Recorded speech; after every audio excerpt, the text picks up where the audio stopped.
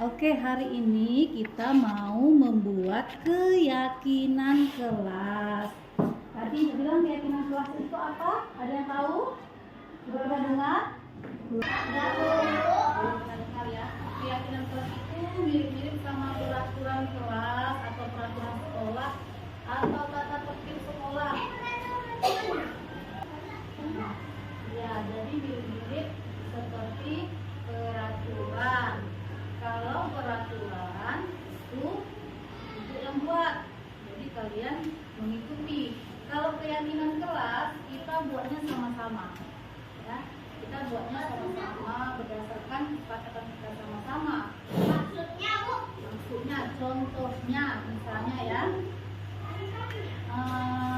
keyakinan kelasnya yang mirip-mirip dengan peraturan kelas yang kita bilang tadi.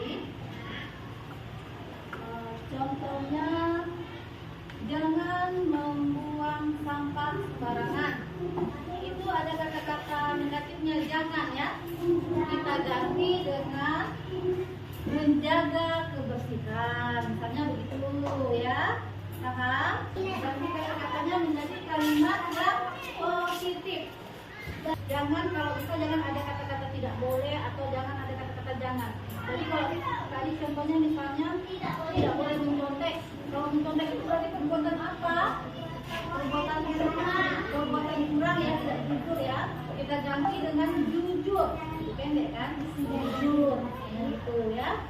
Tidak boleh keluar pagar tadi kan? Kita ganti dengan bermain di area di sekolah. Gitu. Nah, ya. Terus apa lagi contohnya misalnya?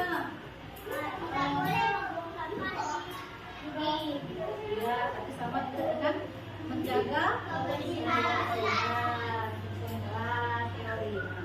Itu beberapa contoh. Jadi boleh juga kalian apa yang kalian yakini yang kalian ingin buat untuk kelas kalian, keyakinan apa yang lain boleh ditambahkan. Boleh juga seperti yang disebutkan tadi ditulis ya. Paham? Ada pertanyaan? Paham? Oke, kalau paham ibu akan membagikan kertas. Ibu bagikan kertas, silakan tuliskan keyakinannya masing-masing. Nanti kalian mau di depan. Oke? Paham?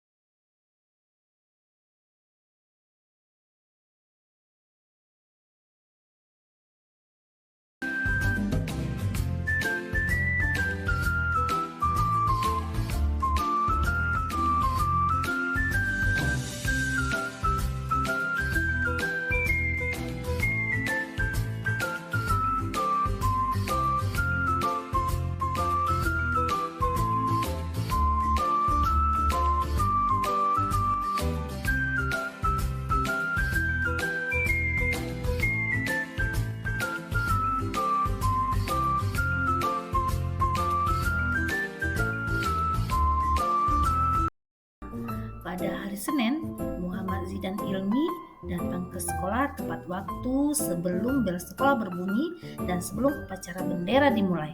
Akan tetapi, Ananda terlihat menunduk dan kurang bersemangat saat memasuki lingkungan sekolah. Ternyata Ananda lupa tidak membawa topi sebagai kelengkapan seragam sekolah.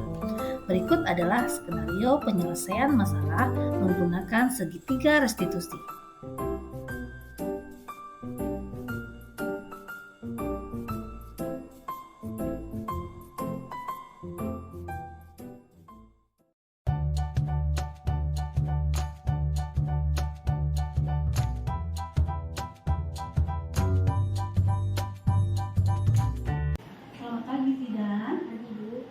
Zidan tahu nggak kenapa ibu panggil ke sini?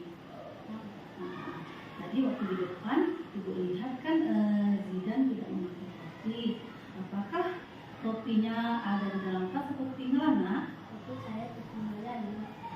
Oh begitu, tidak apa-apa. Semua orang pasti pernah melakukan kesalahan. Seperti teman kamu yang kemarin-kemarin juga ada ya yang tidak membawa topi atau jas hujannya ya? Ya Bu, tapi saya nanti takut untuk saat mengikuti upacara dan takut disuruh baris di depan. Saya malu Bu. Tidak apa-apa. Kamu melakukan kesalahan itu pasti kamu punya alasannya. Ya Alasannya, nak? Tadi saya baru bersama dengan topi sekolah dulu, sehingga saya lupa membawa topi. Oh begitu, Zidan. Kamu sudah bagus datang tepat waktu ke sekolah dan tidak terlambat untuk mengikuti upacara bendera. Artinya kamu hanya lupa membawa topi. Benar begitu ya, nak ya? Ya Bu. Nah sekarang kita lihat lagi. Zidan tidak membawa topi. Kira-kira tindakan tidak melanggar keyakinan kelas atau prinsip hidup kamu apa ya nak ya? Lalu saya menolak. Melanggar ya nak ya? Keyakinan kelas apa yang sudah tidak langgar? Saya tidak berzikir. Dan sudah tahu kira-kira disiplin waktu itu penting apa tidak buat kamu nak? Penting Bu. Oke, kalau itu penting, kira-kira tindakan apa yang akan bisa lakukan untuk kamu nak? Saya akan bangun lebih awal dan memasak alarm. Oke, supaya apa? Saya bangun lebih cepat. Bagus, jadi kalau kamu sudah mau memperbaikinya, kamu akan menjadi orang yang seperti apa nak? Saya akan menjadi orang yang disiplin dan berdiri. Oke, baiklah kalau begitu Zidan. Nah sekarang silakan Zidan kembali lagi ke barisan dan siap-siap mengikuti upacaranya ya. Ya Bu, terima kasih. Oke.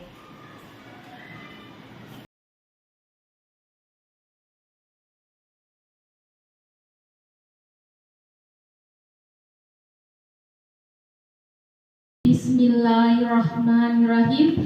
Assalamualaikum warahmatullahi wabarakatuh.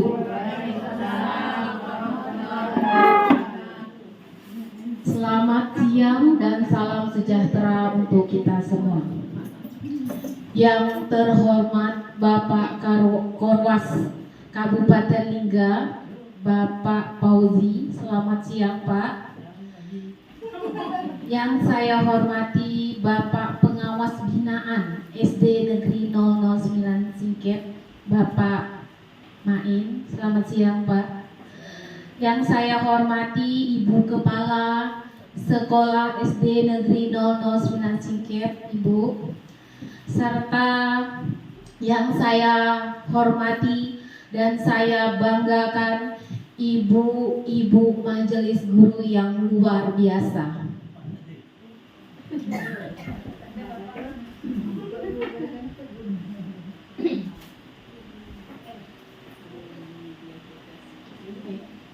Atas nikmat dan karunia Allah Subhanahu wa Ta'ala, kita dapat menghadiri kegiatan aksi nyata oleh calon guru penggerak angkatan 8 oleh Ibu Nora Laspitria dengan tema Diseminasi Penyebaran Pemahaman dan Penerapan Pengalaman Budaya Positif di Sekolah.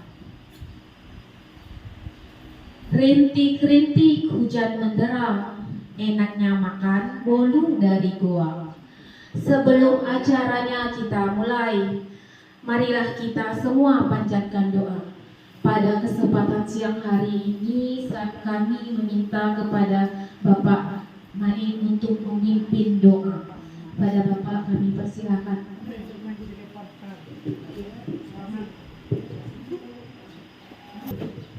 Assalamualaikum warahmatullahi wabarakatuh. Ya lah, Bapak Ibu kan sedang reportnya jadi ya. Jadi langsung Bapak ya. Baik Bapak Ibu, sebelum acara kita lanjutkan, marilah sejenak kita menundukkan kepala, mengadakan tangan, memohon kehadiran Allah SWT. Semoga acara yang akan kita laksanakan pada hari ini dapat diberi kelancaran dan kita semua dapat kesehatan sehingga acara ini dapat bermanfaat buat kita ke depannya. Pertama kita mulai dengan mengucapkan Al-Fatihah. Al-Fatihah. Bismillahirrahmanirrahim. Bismillahirrahmanirrahim. Alhamdulillahirabbil alamin, arrahmanirrahim, maliki yaumiddin. Iyyaka na'budu wa iyyaka nasta'in. Ihdinas siratal mustaqim. Shiratal ladzina an'amta 'alaihim ghairil maghdubi 'alaihim waladdallin. Allah sallallahu alaihi wa sallam sadaqallahu nabiyul karim wa nahnu ala dzalika minas syahidin wa syakirin walhamdulillahi rabbil alamin. A'udzu billahi minasyaitonir rajim. Bismillahirrahmanirrahim. Alhamdulillahi rabbil alamin. Hamdalillah wa yukafi mazidah. Ya rabbana lakal hamdu kama yanbaghi li jalali karimika wa 'azimi sultanik. Allahumma shalli ala sayyidina Muhammad wa ala ali sayyidina Muhammad. Salatan tunjina biha min jami'il ahwali wal afat. Ya Allah ya Hajat. wa tutahhiruna biha min sayyi'at wa tarfa'una biha indaka a'la darajat wa tuballighuna sawayatin min jami'i khairati fi hayati wa ba'da Muhammad innaka ala kulli syai'in qadir. Allahumma tanana abwaaba khair wa abwaaba barakah wa abwaaba ni'mah wa abwaaba rizqi wa abwaaba quwwati wa abwaaba salamah wa abwaaba biha wa abwaaba jannah. Allahumma inna nas'aluka salamatan fid din wa afiyatan fil jasad wa ziyadatan fil ilmi wa barakatan fil rizqi wa tawbatan qabla al-maut wa rahmatan inda al-maut wa maghfiratan ba'da al-maut. Allahumma hawwin alaina fi sakaratil maut wa najjalna wa qala hisab. La ilaha illa anta subhanaka inna kuntu minadh dhalimin. Rabbana atina fid dunya hasanah wa fil akhirati hasanah wa qina adzabannar. Waj'alna jannata ma'al abrar ya aziz ya ghaffar ya rabbal alamin.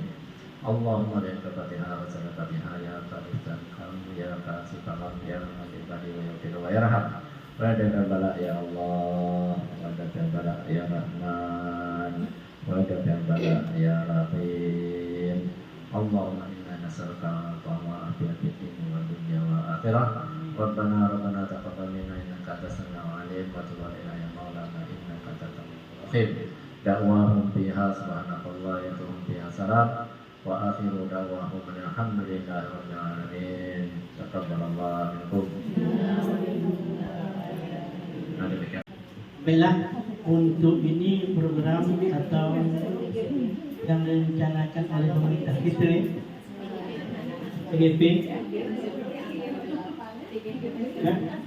CGP calon pula guru penggerak, hilang nanti dapat baru guru penggerak. Arti dari guru penggerak itu ya dari bawah. Mungkin pemerintah memandang kita dulu tak ada bergerak-gerak, kurang bergerak ya kurang. Jadi kita dicarilah guru-guru yang bersemangat tinggi. Kita semangat tinggi tadi ya, berkemampuan untuk di bidang bergerak tadi.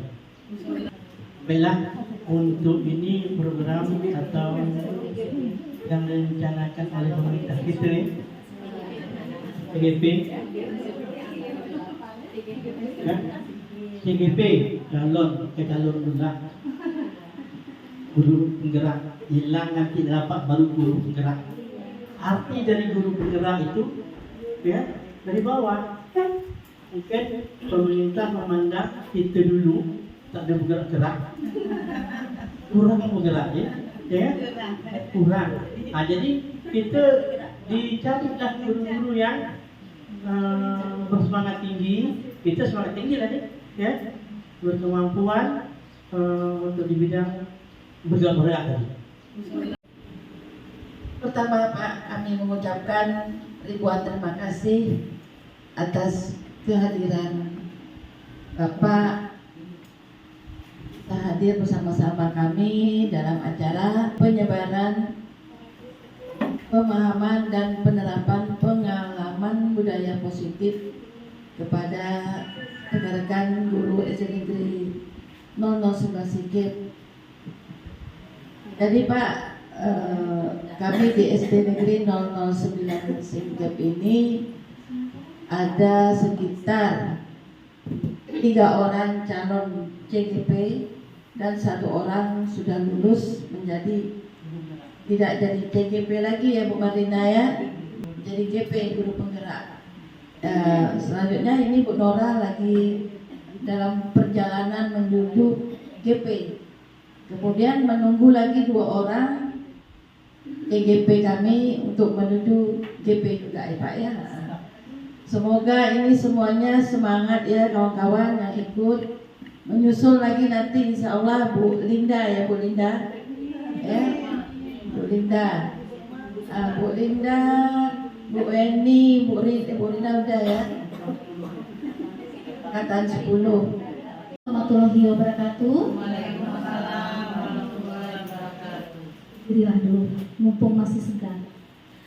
Yang saya hormati Ibu Kepala Sekolah SDN 009 Singkep, Ibu Juli Bitana yang cantik. yang saya banggakan rekan-rekan guru-guru hebat di SD Negeri 00 Singkep.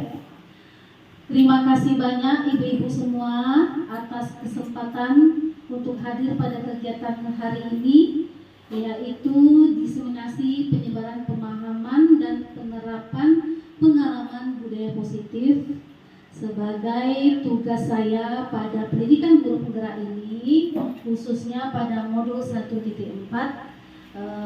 budaya positif. Jadi tidak terasa ibu-ibu sudah jalan 2 bulan lebih. Saya izin dulu aja ya. Sudah jalan 2 bulan lebih saya mengikuti pendidikan guru penggerak ini. Tidak saya pungkiri ibu-ibu ya, saya agak babak belur. Saya merasa agak babak belur. Babak belur dalam artian membagi waktu antara tugas yang deadline dengan tugas sekolah yang harus dikerjakan. Jadi kalau istilahnya di pendidikan guru penggerak ini tugas due date ya Ibu Marina ya. Jadi tugasnya itu deadline. Tidak terasa udah 2 bulan lebih saya menjalaninya. Tapi alhamdulillahnya dapat saya jalani dengan baik.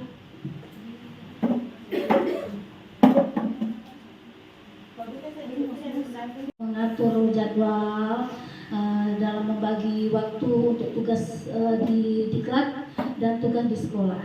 Tapi alhamdulillah semuanya dapat saya jalani, dapat saya atasi dengan baik. Sampai pada titik saat sekarang ini saya berada di sini tentunya berkat dukungan dari ibu-ibu semua. Jadi sekali lagi saya ucapkan terima kasih kepada ibu kepala sekolah dan kepada rekan-rekan semua atas dukungan yang telah diberikan. Sebelum kita mulai pemaparan pada hari ini,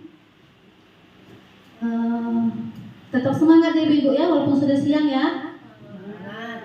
Alhamdulillah, ini emang udah jam-jamnya rawan ya ibu-ibu ya, jam-jamnya santuy, yang jam-jamnya tidur siang. Baik, biar semangat, saya akan menyapa dengan slogan kita ibu-ibu. Boleh ibu-ibu silakan berdiri biar lebih semangat. Saat saya ucapkan SDN 00 Singkep, ibu-ibu jawab kompak selalu. Begitu seterusnya ya ibu-ibu ya.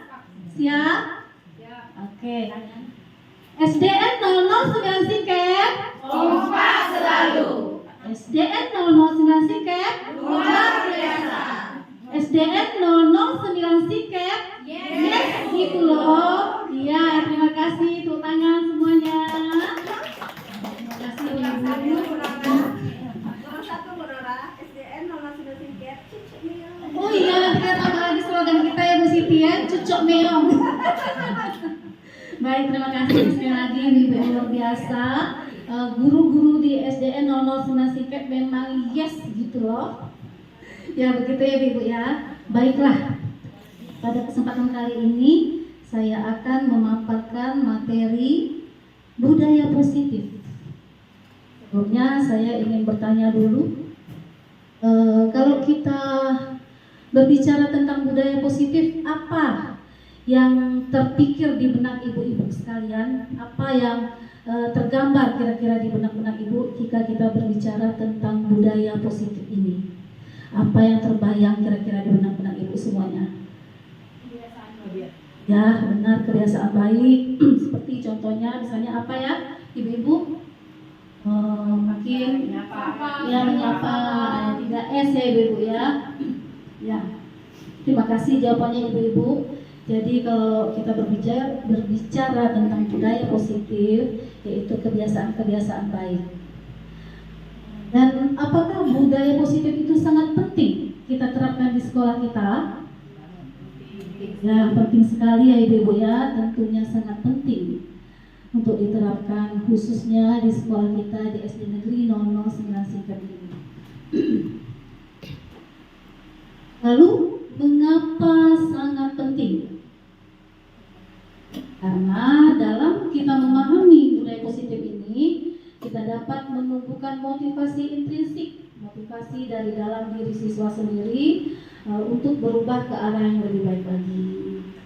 Sebagai guru, kita memiliki kewajiban untuk menyebarluaskan kepada seluruh warga sekolah, khususnya kepada murid-murid kita, tentang budaya positif ini. Supaya apa, Ibu-ibu? Ya, supaya mereka, murid-murid kita, nantinya menjadi murid-murid yang bertanggung jawab, menjadi murid yang memiliki budi pekerti luhur, dan yang berakhlak mulia sesuai dengan filosofi Bapak Pendidikan kita, Bapak Ki Hajar Dewantara, yaitu mewujudkan profil pelajar Pancasila. Ada 6 konsep inti budaya positif yang akan saya paparkan hari ini berkaitan dengan budaya positif. Yang pertama yaitu ada perubahan paradigma belajar. Yang kedua, disiplin positif. Yang ketiga, nilai-nilai kebajikan. Yang selanjutnya, kebutuhan dasar manusia. Lalu, motivasi perilaku manusia. Posisi kontrol guru. Dan yang selanjutnya, keyakinan kelas. Dan yang terakhir, segitiga restitusi. Ini ada 6 konsep inti yang akan saya paparkan pada hari ini. Baik, kita masuk kepada pemaparan yang pertama. Perubahan paradigma belajar atau yang lebih dikenal dengan pembelajaran dengan paradigma baru.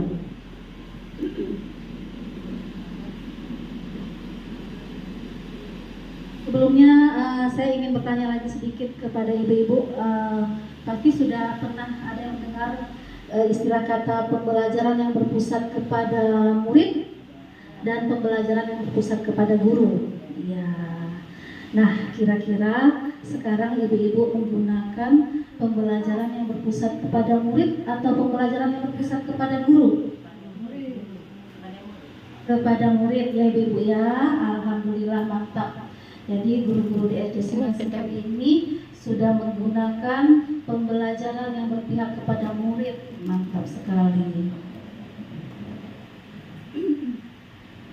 Memang ibu-ibu, sekarang ini idealnya kita sebagai guru melakukan metode pembelajaran yang berpusat kepada murid sesuai dengan filosofi Bapak Pendidikan kita tadi dan sesuai dengan profil pelajar Pancasila.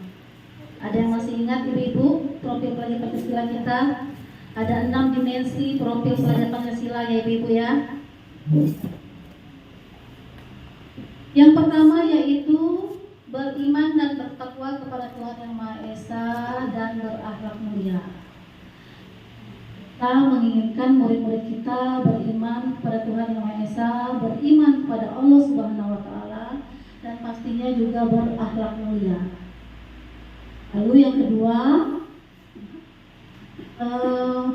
berkebinekaan global.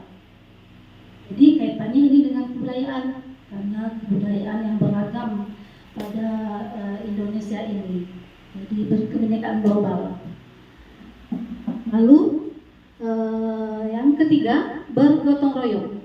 Jadi bergotong royong ini di sini bukan dalam artian bekerja, maksudnya membersihkan lingkungan sekolah, bukan gitu aja artinya Bu ya. Tapi gotong royong di sini dalam arti bekerja sama dan berkolaborasi, baik antara guru dan murid maupun antara murid dan sesama murid sendiri. Selanjutnya kreatif. Diharapkan murid-murid kita memiliki pemikiran yang kreatif, lalu bernalar kritis, dan yang terakhir mandiri. Itu adalah 6 dimensi profil pelajar Pancasila. Nah ibu-ibu, kita santai aja ibu ya. Di sini saya bukan maksudnya mau mengajari, tapi kita sama-sama belajar ya ibu ya, sama-sama berbagi. Baik.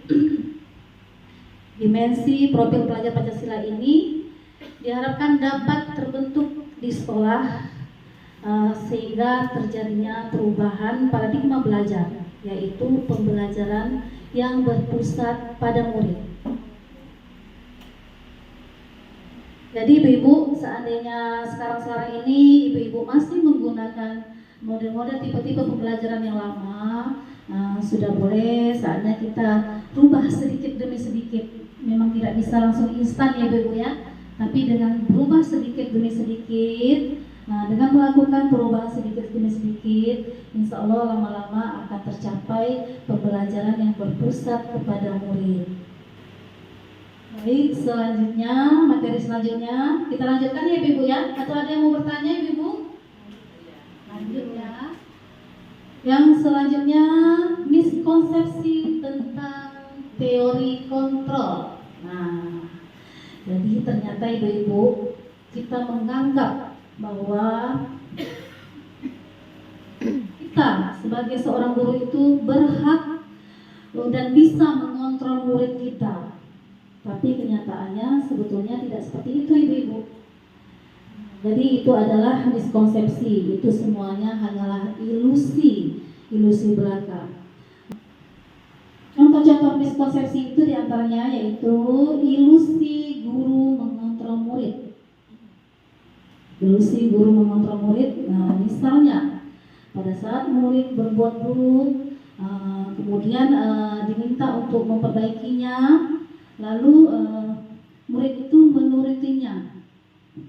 Apakah itu termasuk bahwa guru itu mengontrol murid?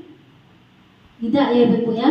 Sebenarnya tidak begitu, walaupun kita lihat murid tersebut berubah, tapi dia itu melakukannya itu atas kemauannya sendiri, bukan karena kontrol dari kita sebagai gurunya. Jadi bahwa semua penguatan positif bermanfaat. Maksudnya apa ini Ibu-ibu? Yaitu penguatan positif yang dilakukan lebih kebujukan atau rayuan ya Ibu-ibu ya. Kita bujuk orang untuk melakukan sesuatu, kita bujuk murid-murid kita untuk melakukan sesuatu. Pertanyaannya, apakah bujukan ini efektif dan bermanfaat? Ya, belum tentu juga ya Ibu ya. Balik lagi ke kesadaran diri kita masing-masing, balik lagi ke kesadaran diri murid masing-masing. Pada saat murid atau anak tersebut belum menyadari dalam dirinya, maka walaupun mereka mengikuti apa yang kita lakukan, walaupun mereka mengikuti apa yang kita perintahkan, bisa saja sewaktu-waktu mereka berbuat hal yang tidak baik lagi. Kemudian selanjutnya, ilusi bahwa kritik dan membuat orang merasa bersalah dapat menguatkan karakter. Nah, ini juga ilusi Ibu. Pada saat kita mengkritik murid, kemudian kita membuat murid tersebut merasa bersalah, kemudian murid berubah. Ya, kembali lagi belum tentu juga dia berubahnya benar-benar berubah dari dalam dirinya sendiri, sesuai dengan hati nuraninya sendiri. Atau bisa jadi dia hanya takut kepada gurunya, takut dihukum sama guru, takut ada rasa ketidaknyamanan jika tidak melakukan hal yang diinginkan guru. Jadi artinya seperti yang pertama tadi juga belum memiliki motivasi dari dalam dirinya. Yang terakhir yaitu ilusi bahwa orang dewasa memiliki hak untuk memaksa. Jadi kita sebagai guru tentunya lebih dewasa dari murid-murid kita ya Ibu ya. Lalu apakah kita menganggap bahwa kita sebagai orang dewasa berhak untuk memaksa? Padahal sebenarnya tidak boleh. Jadi kita tidak bisa memaksakan kehendak kita kepada orang lain. Nah, demikian juga sebaliknya. Jadi kembali lagi ke motivasi diri kita. Jika motivasi diri sudah keluar, maka tanpa diperintah pun pasti akan kita lakukan dengan senang hati. Itu ya Ibu-ibu ya. Berikutnya, mengubah paradigma stimulus respon ke pendekatan teori kontrol. Bagaimana dengan teori kontrol? Kita harus merubah paradigma kita yang awalnya paradigma stimulus respon ke pendekatan teori kontrol. Seperti apa? Dulu kita masih menggunakan paradigma stimulus respon ya Ibu ya, seperti realitas bahwa kebutuhan kita sama. Jadi teori kontrolnya yaitu realitas kebutuhan kita berbeda. Jadi kita harus merubah mindset kita Ibu. Kita harus merubah pola pikir kita bahwa setiap orang kebutuhannya tidak sama. Setiap orang kebutuhannya berbeda-beda. Begitu juga dengan murid-murid kita. Setiap murid itu kebutuhannya berbeda-beda. Walaupun di satu sekolah yang sama, walaupun di dalam kelas yang sama, kebutuhannya pasti akan berbeda-beda antara anak yang satu dengan yang lainnya. Lalu yang selanjutnya, semua orang melihat hal yang sama. Nah, teori kontrolnya, setiap orang memiliki gambaran yang berbeda. Sama seperti yang pertama tadi, karena setiap orang memiliki kebutuhan yang sama, maka gambaran kebutuhan yang berbeda, maka gambarannya juga berbeda. Lalu gambaran itu seperti apa, Ibu-ibu? Itu keinginannya, harapannya ke depan seperti apa, pasti akan berbeda. Tidak bisa kita samakan antara satu dengan yang lainnya. Dan yang selanjutnya, kita mencoba mengubah orang agar berpandangan sama dengan kita. Nah, ini susah ya Ibu ya. Kita tidak bisa merubah orang lain sesuai dengan keinginan kita. Itu menurut stimulus respon. Tapi kita harus merubahnya ke teori kontrol, bahwa kita berusaha memahami pandangan orang lain tentang dunia. Jadi bukan kita yang mencoba mengubah orang lain, tetapi kita berusaha untuk memahaminya. Lalu yang selanjutnya, perilaku buruk dilihat sebagai suatu kesalahan.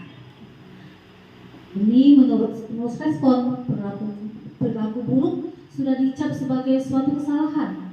Padahal seharusnya kita bisa, semua perilaku itu memiliki tujuan.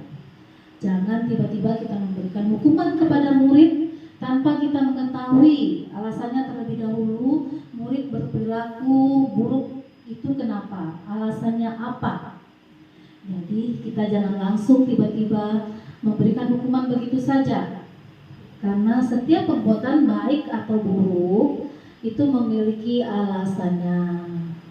Lalu yang selanjutnya, orang lain bisa mengontrol saya.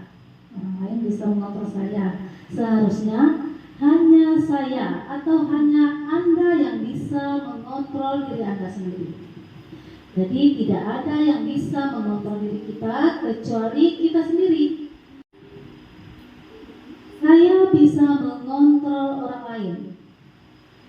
Harusnya saya tidak bisa mengontrol orang lain. Lalu pemaksaan ada pada saat bujukan gagal. Nah, saat bujukan kita terhadap murid kita gagal, maka kita melakukan pemaksaan. Itu menurut stimulus respon. Yang seharusnya yaitu berkolaborasi dan konsensus menciptakan pilihan-pilihan baru.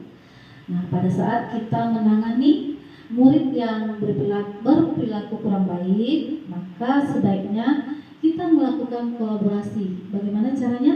Dengan cara berkomunikasi dengan baik. Kita tanya dulu pelan-pelan, kenapa berbuat demikian, sampai nanti kita mencari solusinya bersama-sama murid. Dan konsensus di sini maksudnya itu kesepakatan. Jadi ada kesepakatan di antara guru dan murid. Dan yang terakhir, model berpikir menang kalah. Berpikir menang kalah, misalnya yang berbuat kesalahan itu kita menganggapnya bahwa dia salah, dia kalah. Murid berbuat kesalahan, jadi guru menganggapnya kalah dan guru yang menang. Nah, itu adalah suatu pemikiran yang kurang tepat ya ibu-ibu ya. Itulah yang ada namanya identitas menang dan kalah. Yang seharusnya itu model berpikir menang dan menang. Jadi kalau kita memakai model berpikir menang dan kalah itu jadi akan terbentuk kepada anak-anak kita itu bahwa dia akan merasa mereka adalah manusia yang gagal, identitas mereka gagal, dan sampai kapanpun, kemanapun mereka pergi, mereka akan menjadi karakter yang gagal, kami tidak baik, seperti itu. Jadi kita harus memakai menang dan menang. Maksudnya saat kita berkolaborasi, berkomunikasi dengan murid tersebut, dan harus berusaha untuk bertanggung jawab, murid tersebut harus berusaha bertanggung jawab terhadap kesalahan yang ia buat, lalu mencari solusi dibantu oleh guru, maka anak tersebut tidak akan menganggap dirinya gagal. Dia akan menganggap dirinya adalah manusia yang bertanggung jawab dan bisa mempertanggungjawabkan perbuatannya. Jadi tidak ada yang kalah dalam hal ini, menang dan menang. Begitu ya ibu ya. Masih semangat ibu-ibu? Alhamdulillah masih semangat. Kita lanjutkan ke materi yang selanjutnya, disiplin positif. Nah, kita mendengar disiplin positif identik dengan aturan, sanksi, peraturan sekolah, dan hukuman. Nah, kita mendengar kata disiplin, apa yang terbayang di benak kita? Yaitu menghubungkan dengan tata tertib, peraturan sekolah, hukuman. Justru sebaliknya bukan begitu. Hukuman itu malah menjadi alternatif yang terakhir. Kalau perlu tidak kita gunakan sama sekali.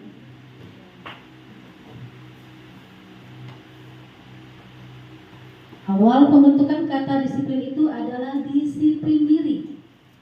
Mengacu pada disiplin diri yang memiliki tanggung jawab atas apa yang dilakukannya berdasarkan nilai-nilai yang diyakini. Dengan kita melakukan disiplin diri, maka akan terbentuklah disiplin positif.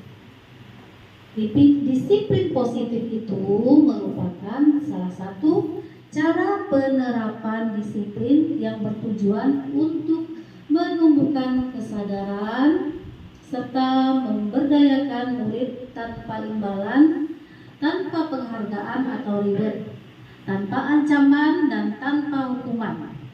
Jadi ibu-ibu, yang namanya disiplin positif itu terbentuk atas dasar kesadaran dari murid itu sendiri, atas motivasi dari murid itu sendiri. Begitu ya ibu ya. Selanjutnya, nilai-nilai kebajikan. Apa sih nilai-nilai kebajikan itu?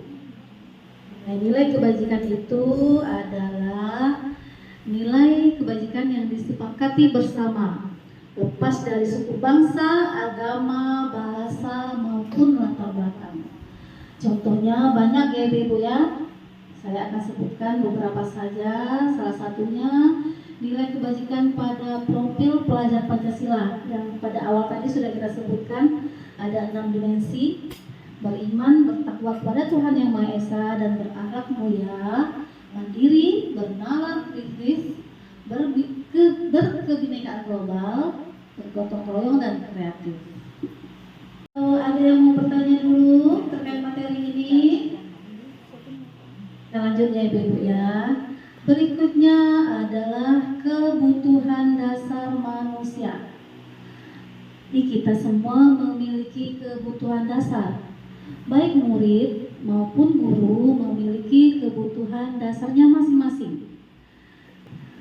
Kebutuhan dasar manusia adalah sesuatu yang kita lakukan untuk mendapatkan apa yang kita inginkan. Seluruh tindakan yang kita lakukan memiliki tujuan tertentu. Semua usaha terbaik yang kita lakukan yaitu supaya kebutuhan dasar kita terpenuhi dengan baik. Begitu. Kebutuhan dasar manusia ada 5 kebutuhan dasar manusia. Yang pertama, kebutuhan bertahan hidup. Yang kedua, kebutuhan akan kasih sayang dan rasa diterima. Yang ketiga, kekuasaan dan penguasaan. Yang keempat, kebebasan. Dan yang kelima, kesenangan. Jika salah satunya tidak terpenuhi, maka kita akan berbuat hal-hal yang tidak sesuai. Selanjutnya, motivasi perilaku manusia. Ada 3 motivasi perilaku manusia. Yang pertama, untuk menghindari ketidaknyamanan atau hukuman. Yang kedua, untuk mendapatkan imbalan atau penghargaan dari orang lain. Dan yang ketiga, untuk menjadi orang yang mereka inginkan.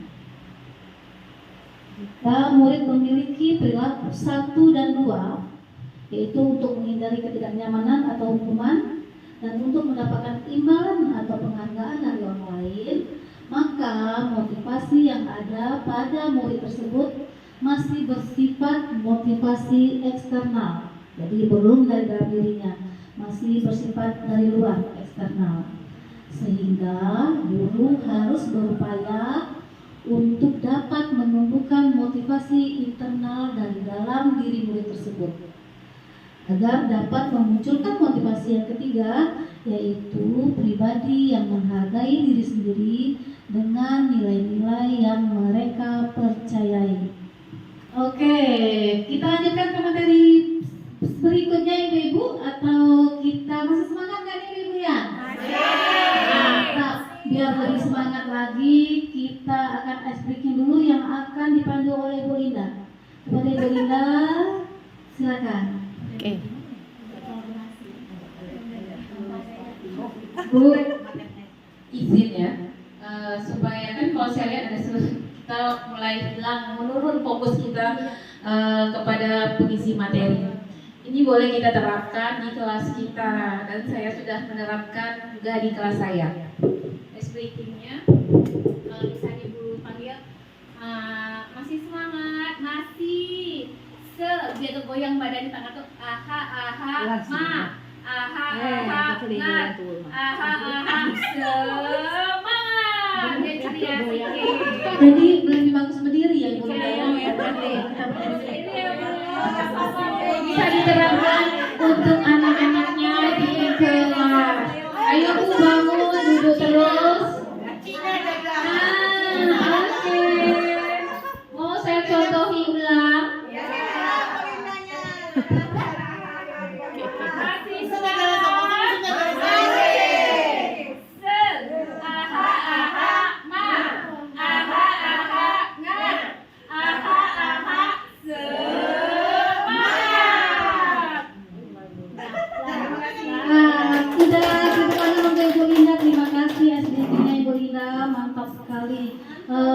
Meningkat semangatnya menjadi 1000%. Alhamdulillah. Baik, kita lanjutkan kepada materi yang selanjutnya,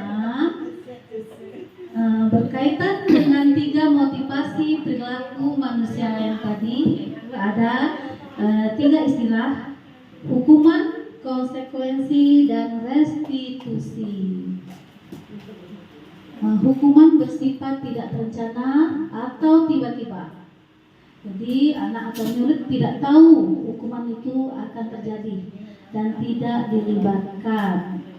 Hukuman bersifat satu arah dari pihak guru yang memberikan, dan murid hanya menerima suatu hukuman tanpa melalui kesepakatan atau pengarahan dari pihak guru, baik sebelum atau sesudahnya. Hukuman yang diberikan bisa berupa fisik maupun psikis.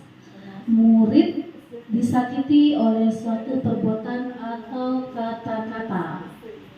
Lalu konsekuensi sudah terencana atau sudah disepakati, sudah dibahas dan disetujui oleh murid dan guru.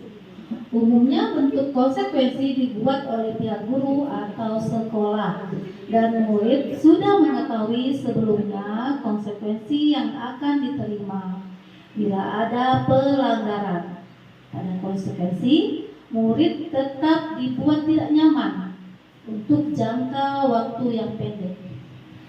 Lalu restitusi. Restitusi adalah proses menciptakan kondisi bagi murid untuk memperbaiki kesalahan mereka sehingga mereka bisa kembali pada kelompok mereka dengan karakter yang lebih kuat. Restitusi juga merupakan proses kolaborasi yang mengajarkan murid untuk mencari solusi penyelesaian masalah dan membantu murid berpikir tentang orang seperti apa yang mereka inginkan dan bagaimana mereka harus memperlakukan orang lain. Selanjutnya, 5 posisi kontrol guru. Ada penghukum, pembuat merasa bersalah, teman, pemantau, dan manajer. Sebelum saya lanjut ke slide berikutnya, saya ingin tahu dulu, kira-kira dari 5 posisi ini, ibu-ibu pernah melakukan posisi yang mana? Dari 5 posisi yang di depan ini, penghukum, pembuat merasa bersalah, teman, pemantau, dan manajer. Kira-kira ibu-ibu pernah di posisi mana? Semua ya ibu-ibu pernah ya? Ya, pernah di posisi penghukum, pembuat merasa bersalah, posisi teman, pemantau, dan manajer. Lalu dari kelima posisi kontrol ini sebenarnya bedanya apa sih? Untuk menjawab pertanyaan ini, saya akan memberikan contoh kasus dengan posisi kontrol yang berbeda-beda. Nah, ini contohnya satu kasus dengan posisi kontrol yang berbeda yang 5 tadi.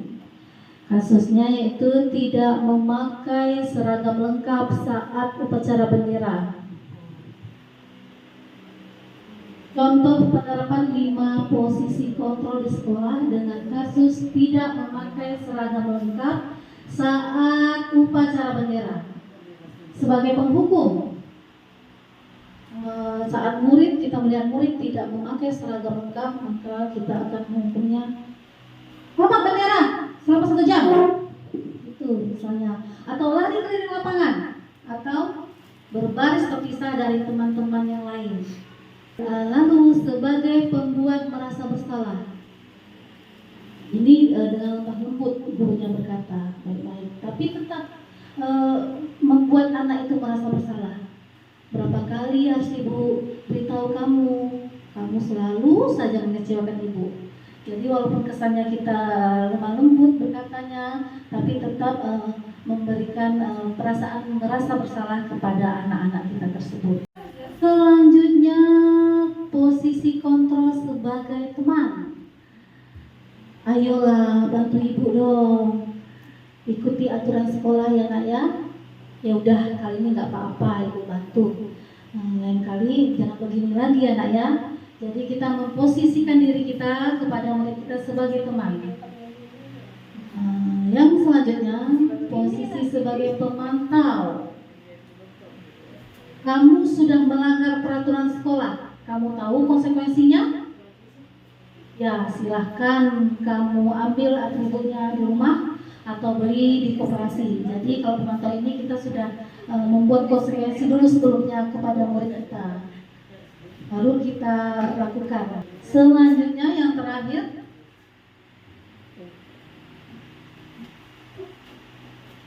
posisi sebagai manajer.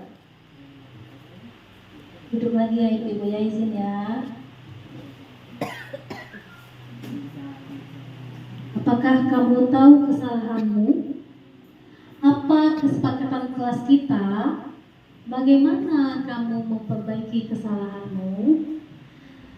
Di posisi sebagai manajer ini, kita tidak langsung memberi hukuman, tapi kita mengajak murid berbicara terlebih dahulu. Kita mencari penyebab murid melakukan kesalahan itu sampai nanti murid itu sendiri menemukan solusi dari permasalahannya, sehingga murid lebih bertanggung jawab dalam menyelesaikan masalah yang dihadapinya. Posisi manajer inilah posisi yang paling ideal ya Ibu ya, yang paling baik untuk kita lakukan. Jadi kalau sekarang misalnya kita masih menggunakan posisi kontrol sebagai penghukum, sebagai pembuat merasa bersalah, sebagai teman, dan sebagai pemantau, kita ubah sedikit demi sedikit Ibu-Ibu untuk menerapkan posisi kontrol sebagai manajer. Baik, Ibu-Ibu sudah paham posisi kontrol seorang guru? Sudah, alhamdulillah sudah paham. Kita lanjut ke materi yang berikutnya. Ini kita ada sedikit sesi tanya jawab. Sudah mau selesai ya Ibu ya. Sesi tanya jawab. Ini ada kata-katanya, silakan nanti dijawab. Posisi kontrol apakah saya? Saya percaya, saya kecewa sekali dengan kamu. Kira-kira ini posisi kontrol apa nih Ibu? Membuat rasa bersalah. Membuat rasa bersalah ya Ibu ya. Betul tidak ya? Coba kita cek dulu. Saya kecewa sekali dengan kamu. Posisi kontrol apa? Ya, benar sekali, pembuat merasa bersalah. Baik, ke pertanyaan selanjutnya. Posisi kontrol apakah saya? Kamu tidak pernah benar melakukannya.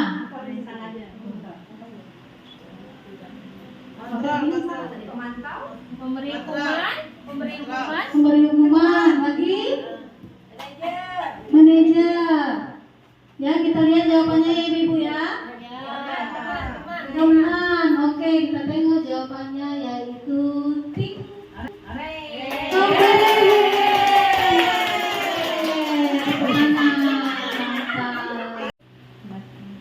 Yang selanjutnya, apa rencanamu untuk menyelesaikan masalah ini? Nah, ini posisi kontrol apakah? Manajer ya, betul tidak? Mari kita langsung saja lihat jawabannya. Yang benar sekali Ibu-Ibu, ini adalah posisi kontrol sebagai manajer. Masih adakah? Oh, ada satu lagi. Ayolah, lakukan demi Ibu ya. Nah, ini posisi kontrol apa ya Ibu? Teman. Coba kita tengok. Ya, benar sekali. Nah, ini posisi kontrol sebagai teman. Kan ke materi selanjutnya, keyakinan kelas. Mengapa keyakinan kelas? Mengapa bukan peraturan kelas? Jadi selama ini kita tahunya itu peraturan kelas atau tata tertib sekolah. Ternyata saya pun baru dapat ilmunya Ibu-Ibu setelah mengikuti pendidikan guru penggerak ini, baru dapat ilmunya yaitu keyakinan kelas. Mengapa keyakinan kelas? Karena yang mau kita bentuk dalam diri murid adalah motivasi dari dalam dirinya. Motivasi intrinsik, keyakinan dari dalam dirinya sendiri, bukan karena ada unsur dari pihak lain. Selanjutnya, pembentukan keyakinan kelas. Ini salah satu contoh pembentukan keyakinan kelas.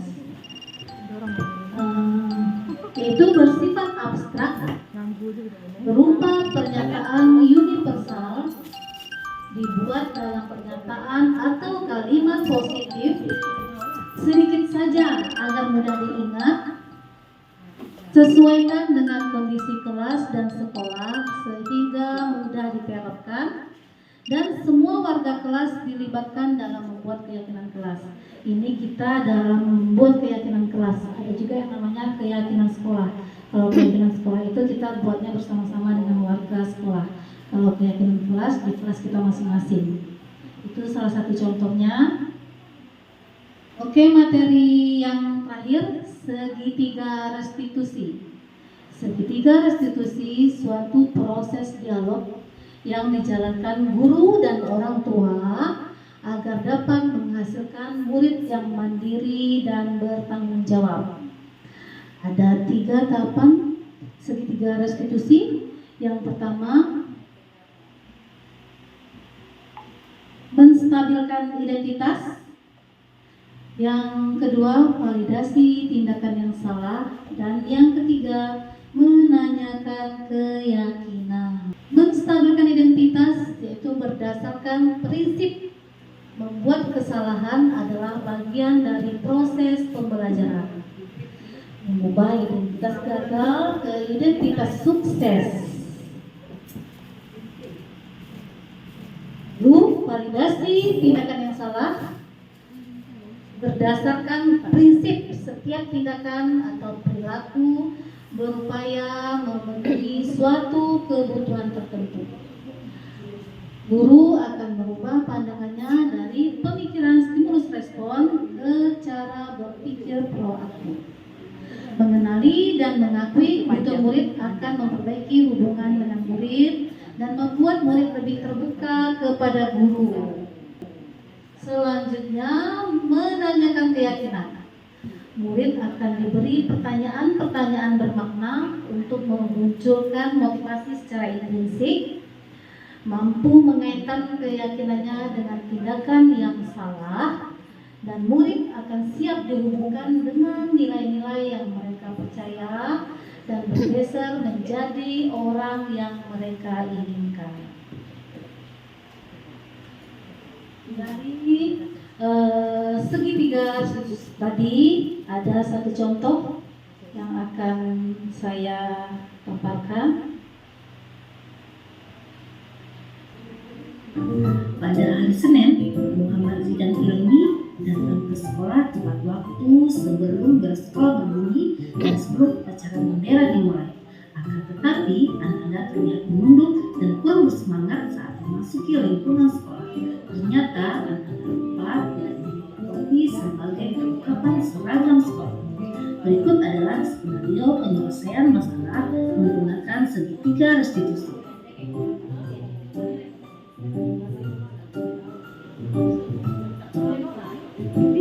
Ibu Elis ya, Bu Elis ya.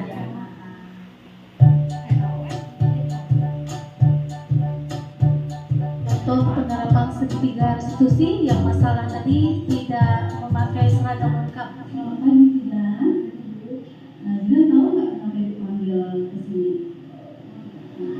Tadi waktu di depan ibu lihat kan Zidan mengikuti. Apakah topinya ada dalam topi lama?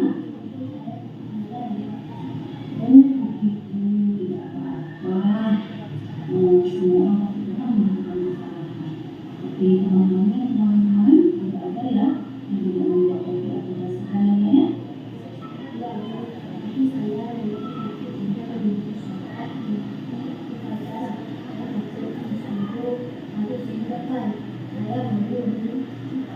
Tidak apa-apa. Kamu melakukan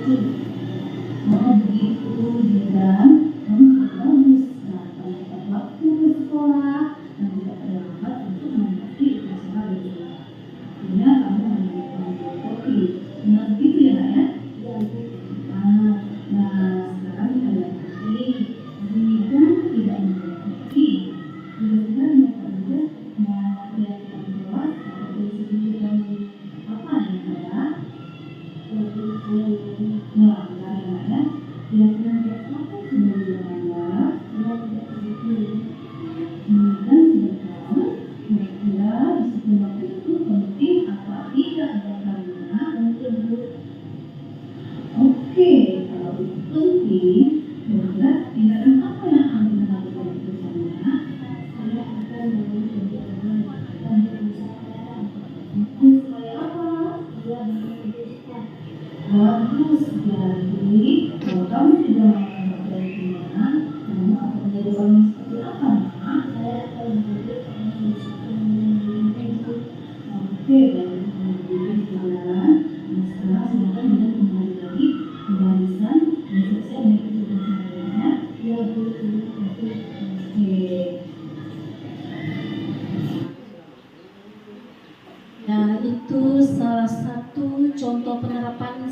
3 restitusi yang kita bahas tadi dengan kasus tidak memakai seragam lengkap.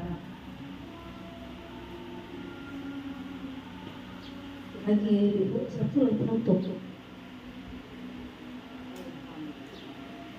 Dalam penerapan program disiplin positif, hendaknya guru memiliki standar kepribadian, profesional, dan sosial yang baik, di mana guru mampu merefleksi pada posisi kontrolnya saat ini, bagaimana perjalanan dirinya sebagai seorang AMO atau posisi manajer yang menuntun murid-murid menjadi insan yang mandiri, merdeka, dan bertanggung jawab. Demikian Ibu-Ibu, terima kasih. Demikian pemaparan saya pada hari ini. Semoga ilmunya dapat memberikan manfaat untuk kita semua. Saya mohon maaf jika ada kekurangan dan jika ada kata-kata yang kurang berkenan. Saya akhiri dengan Assalamualaikum warahmatullahi wabarakatuh. Waalaikumsalam warahmatullahi wabarakatuh. Beri tepuk tangan dulu Bu untuk Ibu Nora biar lebih semangat. Terima kasih Ibu Nora atas paparannya. Sedikit saya simpulkan dari paparan yang telah dilakukan Ibu Nora. Budaya positif sangat penting dan harus kita terapkan di sekolah kita. Tidak ada kata terlambat untuk memulai sesuatu hal yang lebih baik lagi. Mewujudkan profil pelajar Pancasila yang beradaptasi dengan perkembangan zaman, berpusat pada murid sesuai dengan filosofi Ki Hajar Dewantara, dan masih banyak lagi. Tapi poin itu yang menurut saya sangat menarik, dan mulai hari ini kita harus merubah mindset kita semuanya. Akhir kata, ada pantun. Ibu Hajah pergi mengaji, pulang-pulang membawa bingkisan. Saya akhiri acara hari ini. Terima kasih, semoga acaranya berkesan. Wassalamualaikum warahmatullahi wabarakatuh. Selamat siang.